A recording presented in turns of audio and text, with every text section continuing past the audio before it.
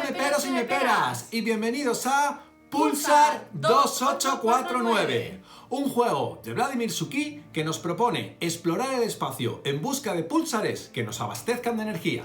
Y del que hoy os presentamos reseña y cómo se juega. Para la primera partida os recomendamos colocar el tablero de la galaxia por el lado que no tenga puntos sin salida, que viene señalado con un asterisco en la casilla 0.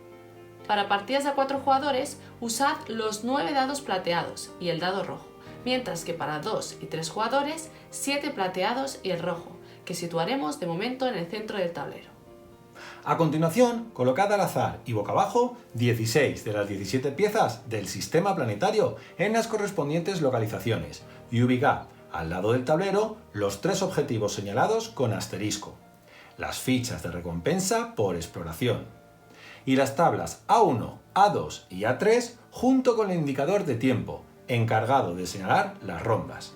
Luego, poned al alcance de los participantes los cubos y fichas de ingeniería y agrupar por letras las piezas de transmisores para formar una pila con cada grupo, dejando las de la letra C en la parte inferior y posicionando después las B y las A, de las que revelaremos las 3 primeras en cada ronda. Para ir acabando, adjuntar la tabla de modificadores de dado, añadiendo los de +1, -1 y +2. La tabla de astrogiros, ubicando en sus correspondientes lugares cada tipo de ficha e indicador, con el de 7 puntos por encima del de 4.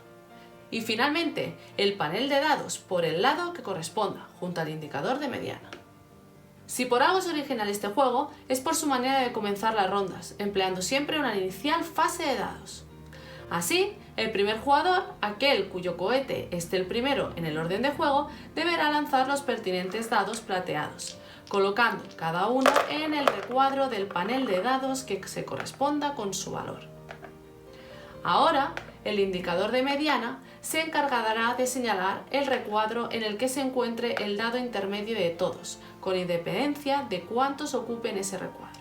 En partidas a 4 sería el quinto dado partiendo desde cualquier extremo, y en partidas a menor número de jugadores, el cuarto. A continuación, si quedan más dados a la izquierda de ese recuadro, se deberá desplazar el indicador una casilla hacia la izquierda, haciendo lo propio en caso contrario. Si se diera un empate, el indicador se quedará señalando ese recuadro y no entre dos de ellos. Vayamos ahora con los componentes de cada jugador que, junto con una tablilla de sede corporativa que son de 2 caras, serán todas las fichas del color elegido. 3 figuras de cohete para 2 jugadores y 3 para el resto de casos. 6 anillos de explotación. Un indicador de 100 puntos. Una ficha de modificador de +/-1 y una hoja de referencia. Expuesto esto, ahora deberán disponerse al azar un cohete de cada jugador en las casillas de orden de juego del panel de dados y una ficha en el centro de cada uno de los marcadores de iniciativa e ingeniería, apiladas inversamente al orden de juego. En el caso de 2 jugadores, cada uno comenzará con 2 cohetes alternados y 2 fichas en cada marcador que, igualmente alternadas, se posicionarán en sentido inverso. Finalmente, cada participante empleará una ficha más para marcar su puntuación, comenzando el primer jugador con 5 puntos, el segundo con 6, etc. Y utilizando el sentido contrario para colocar un cohete en un portal de entrada del tablero. Ya os hemos adelantado cómo se articula la fase de dados, pero ¿cómo se procede después? Pues bien, cada jugador, por el orden de juego de sus cohetes en caso de 2 jugadores y en idéntico sentido y el contrario después para el resto, tomará 2 dados del panel, uno cada vez que le toque, debiendo desplazar por lo general, y si así se diera, cualquiera de sus fichas de iniciativa o ingeniería. De este modo, si el dado adquirido está a la izquierda del indicador de mediana, se desplazará la ficha elegida hacia ese lado tantas casillas como recuadros haya entre el indicador y el dado elegido, realizando lo propio si el dado está a la derecha. Ahora bien, ojo con desplazarse demasiado hacia la derecha, pues existe un tope y diferentes penalizaciones. Cabe recordar igualmente que toda ficha que se sitúe por encima de otras tiene prioridad.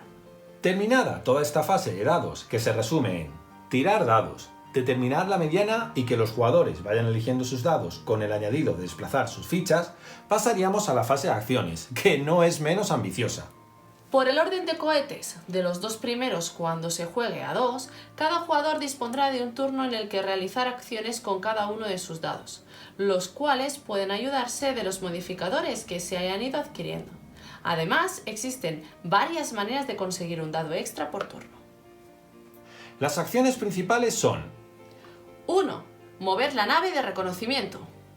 avanzando nuestra nave tantos tramos como el valor definitivo empleado y sin repetir trayecto durante esa acción, salvo si jugamos con el tablero de lugares sin salida. Básicamente existen dos localizaciones disponibles. Los sistemas planetarios implican voltear sus fichas cuando o bien los sobrepasemos, añadiendo una de nuestras fichas en un planeta inhóspito o azul libre de no quedar de los primeros, o bien los alcancemos, pudiendo obtener la recompensa marcada o una ficha de exploración cuando elijamos una central en su planeta azul. De no ser posible, siempre podremos poner una ficha en un planeta inhóspito, pero sin recompensa alguna. Eso sí, solo se podrán ocupar aquellos planetas permitidos según el número de jugadores. Por su parte, podemos reclamar los púlsares en los que nos posicionemos colocando anillos de explotación sobre ellos. Con todo lo dicho, si además eliges una central o reclamas un pulsar en un sistema sin salida, obtendrás una ficha de exploración. 2. Explotar púlsares. En donde tras reclamarlos, bien por posicionarte sobre ellos o porque en el caso de los aislados alguna condición del juego te lo permita, podrás explotarlos empleando una acción para adquirir una ficha de astrogiro de la tabla en cuestión y colocarla sobre ellos. Es más, se puede disponer de estas fichas sin reclamación previa de un pulsar. Ya, posteriormente, podrás activar tus pulsares en construcción empleando los dados que indiquen las fichas de astrogiros pertinentes, las cuales irán generando puntos de victoria para ti durante las fases de producción. Además, la construcción de astrogiros, activados o no, ofrecen, entre otros beneficios, diferentes primas por desarrollo. 3. Construir un transmisor de energía. Mediante la combinación de las piezas de transmisor que podremos ir adquiriendo en cada ronda.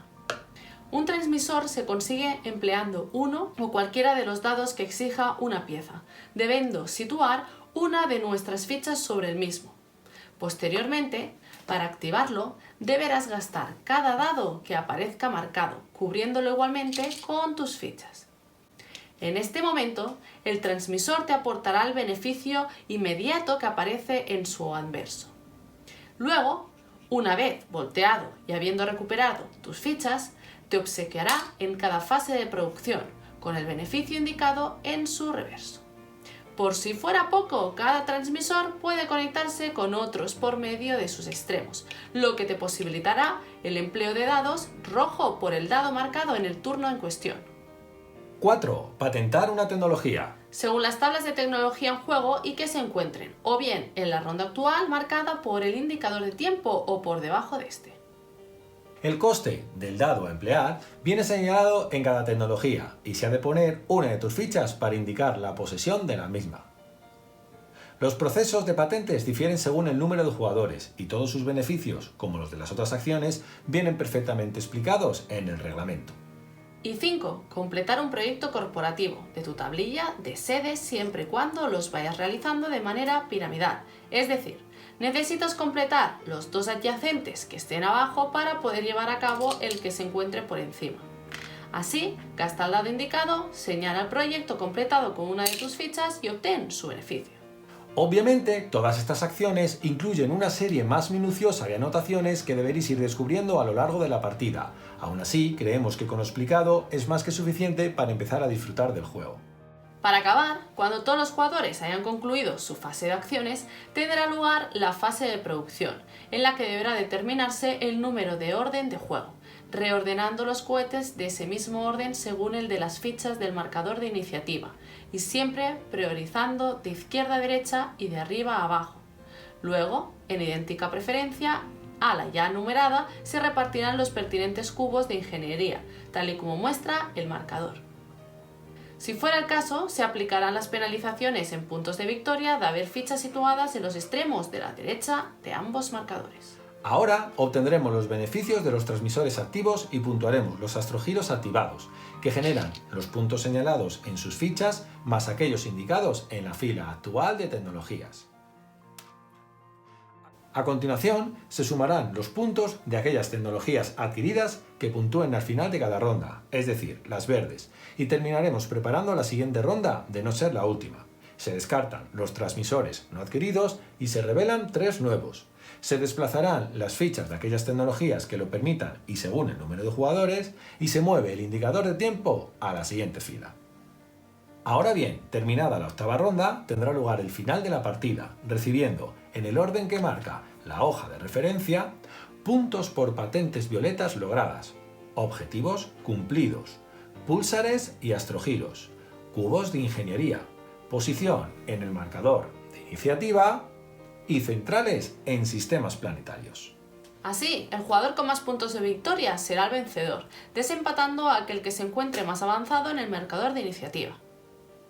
Por la parte que me toca y tras el subidón que me genera jugar a Underwater Cities y la desilusión que me provocó el Praga, Pulsar 2849 me parece un buen juego. Un juego cuyo despliegue y modo de conseguir puntos puede resultar un tanto abrumador al principio, pero que a base de partidas vas descubriendo y disfrutando. Yo también disfruto jugando a él. No me engancha tanto como Underwater, pero sí me parece un juego a la par que Praga, partiendo de que a mí Praga me pareció que estaba muy bien.